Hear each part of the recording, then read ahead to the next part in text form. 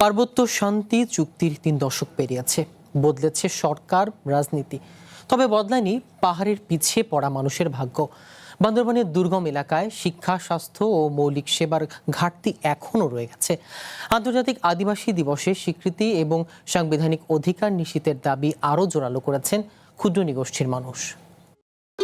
ভবিষ্যৎ হোক নিরাপদ, বিনিয়োগ হোক বিশ্বস্ত, আর আমার পছন্দ সল্ট বে।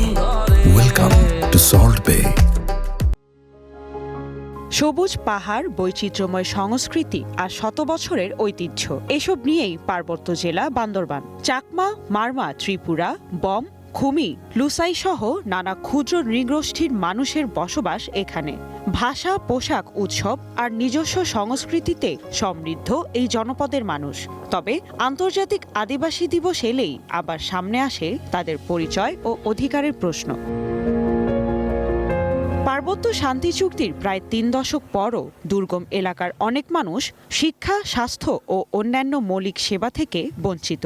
বিভিন্ন সময়ে যোগাযোগ ও অবকাঠামোর উন্নয়ন হলেও জীবনের মানে প্রত্যাশিত পরিবর্তন আসেনি বলে দাবি স্থানীয়দের।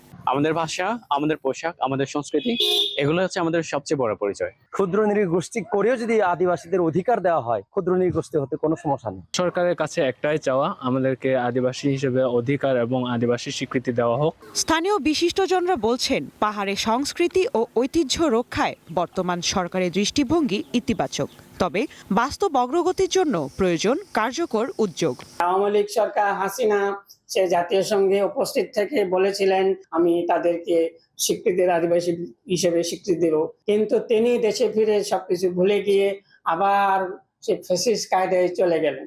মাননীয় প্রধানমন্ত্রী তারেক রহমান আদিবাসী বিষয় নিয়ে যথেষ্ট তিনি সজাগ। বাংলাদেশের যত যে 50টি আদিবাসী জনগোষ্ঠী আছে, এই আদিবাসী জনগোষ্ঠীকে তিনি স্বীকৃতি দেওয়ার মতো একটা পরিকল্পনা নিশ্চয় করবেন, এই প্রত্যাশা আমি রাখি। সরকারি নথিতে ক্ষুদ্র নৃগোষ্ঠী বা উপজাতি শব্দ ব্যবহৃত হলেও পাহাড়ের বাসিন্দারা নিজেদের আদিবাসী পরিচয়ই পরিচিত করতে চান। সাংবিধানিক স্বীকৃতি মিললে দীর্ঘদিনের এই বিতর্কের অবসান হবে বলে মনে করেন তারা। One national desk.